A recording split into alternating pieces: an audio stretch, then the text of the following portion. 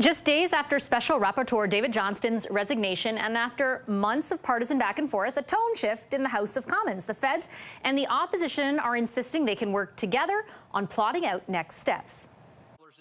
Will the Prime Minister do what this House has called on him to do 3 times and call a public inquiry? I would like us to engage in a real proper process like that where we can all come to a consensus on an agreement on a name. If we can move past the toxicity and the partisanship that has characterized the approach by many parties and actually take this seriously, work together and figure out a way to highlight everything that is being done and what next steps can be taken, it'll be a good thing. So what might those next steps be? The Conservatives today confirmed they've met with the Bloc Québécois to discuss a possible person and process to replace Johnston, with Bloc leader Yves-François Blanchet suggesting several people he'd support leading the charge investigating foreign interference, including former Supreme Court Justice Louise Arbour and former Canadian Ambassador to China Guy Saint-Jacques. Meanwhile, NDP leader Jagmeet Singh says his party has laid out the criteria it'd like to see met for someone to lead a possible inquiry, but wouldn't weigh in on specific names. Let's unpack all of that now with the front bench. With me this evening, former New Brunswick Liberal Premier Brian Gallant. He's the CEO of Space Canada. Former Conservative Deputy Leader Lisa Raitt. She's the Vice Chair and Managing Director of Global Investment Banking at CIBC. CTV News political analyst and former NDP leader Tom Mulcair is here, as is the Toronto Star's Queen's Park Bureau Chief Rob Benzie. Hi, everybody. Good to see you tonight. Lisa, I'll start with you. Do you buy the tone shift? Do you think that there is a real possibility parties are going to kind of actually put their heads together to come up with what happens next, or do you think it won't last too long? Have we decided that we are calling a public inquiry? Because it sure sounds as if there are. The opposition seems to be going on the supposition that they're putting their heads together to come up with a name to head this inquiry. I don't know if the government has agreed to that. So I actually, Vassy, can't figure out what the heck is going on right now. And while they're having all of this interesting political discussion, the reality is that there are a number of things that Canadians should be concerned about with respect to interference by the People's Republic of China in our systems, in our country, that deserve to have a good airing via a public inquiry. And more importantly, we have a real problem with 3 members of Parliament being put under pressure, allegedly, by the People's Republic of China. And that deserves a hearing as well. And then finally, one last thing. It's so messed up. We actually deserve to know, how did it get this bad?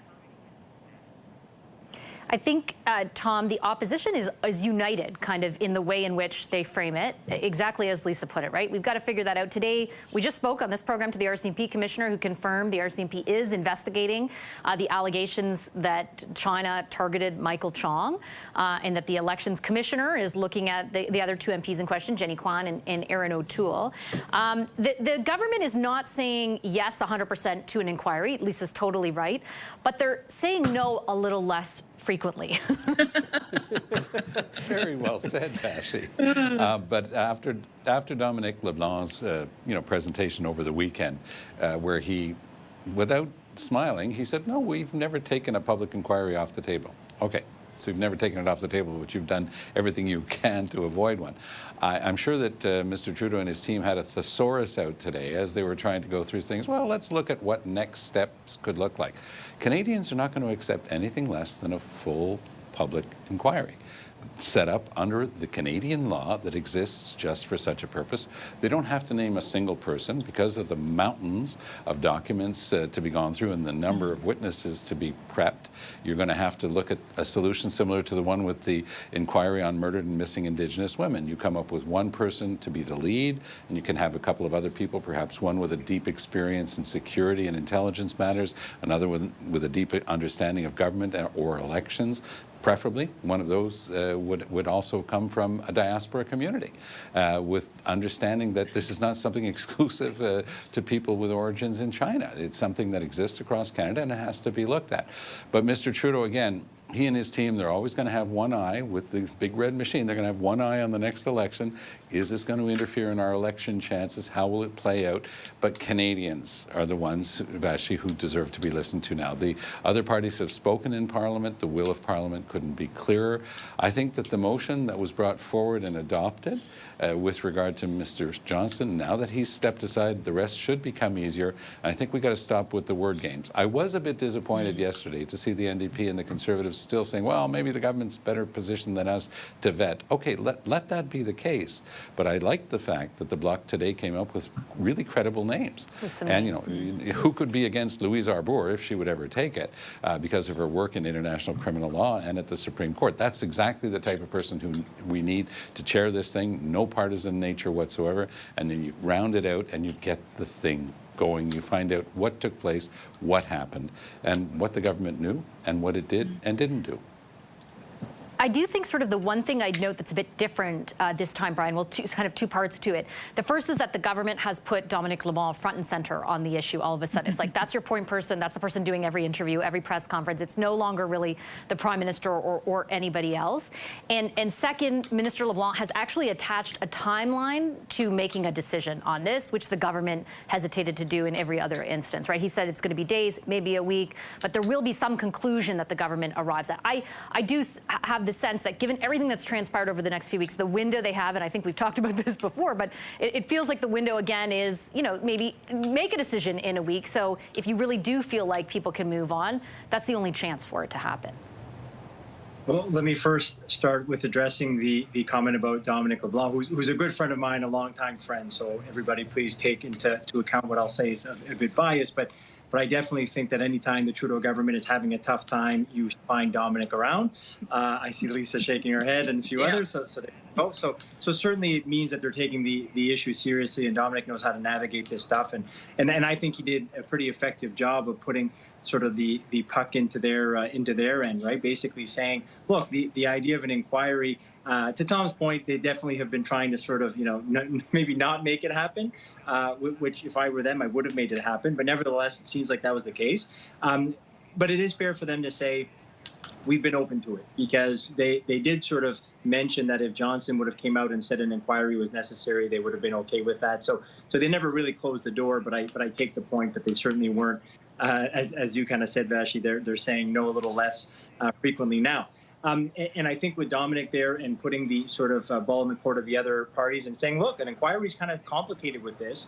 It's complicated because of the security clearance issues that would be at hand. So please tell me how you would deal with that. It's tough now, especially since you've, in their words, politicized this process. It's tough to actually consider that there's going to be somebody that would be able to have the stature and capabilities of doing the job, because you've sort of made it toxic, again, paraphrasing them. So please give us names, so then the next person that we ask, we all know that everybody's going to support them, and we're not going to go through this process where people are attacking the choice. So I thought that was a pretty good move. I actually agree with Tom's point. I think Tom's recommendation of having 3 people is a very good recommendation. I think even the types of people that he recommends would be quite good. So that could be a way in which I think that you could sort of alleviate some of the concerns in which we see who's going to be able to choose which person, and you're never going to necessarily have unanimity with all the parties. Nevertheless, Dominic getting involved, saying, well, if you want an inquiry, answer us these questions, I think was probably a good move. To your point, Vassy, they definitely have to make it happen quickly. And Dominic over the weekend and again today said that they would want it, they want to have these types of information by the end of the week, if not at least by the end of when people will leave Ottawa and go back to their ridings. Probably just as, Rob, if my experience with government and the end of sittings are any indication, just as everyone's about to go. Rob, your last word goes to you. Yeah, I mean, Vassy, the stupid thing about all of this is that this is a Band-Aid that it should have been pulled off 3 months ago. We've all been saying, people across the political spectrum, journalists as well, have been saying, have a public inquiry. That's the only thing that will appease everybody. And I don't know, I'm still actually astounded that we're still talking about if there will be one rather than when there will be one. I think it's a good sign that Dominic LeBlanc, to Brian's point, is front and center, because usually when things are going badly for this government, he's Mr. Fix-It. We saw this when it came time to sell the health deal to the provinces. He was the one who got the provinces to sign on. Yes, that's his brief as Intergovernmental Affairs Minister, but he's also a guy who can reach across the aisle in a different kind of a way. And I think the opposition parties have their head on a platter in David Johnston. It's a sad thing that happened to him for his reputation, for all of the things that he's done for this country over the years. But they have their political win. And now it's time for a grown-up conversation to be had about a very serious issue. And And I think Canadians are just fed up with the issue writ large. They just want it dealt with, have the inquiry, get it, and if it takes years, which it will take, then the opposition parties may be saying, careful what you wish for. They might have wished they would have had something a little more rapid than they're going to get. Not sure about that. We'll see. Okay, I'm going to take a quick break. The front bench is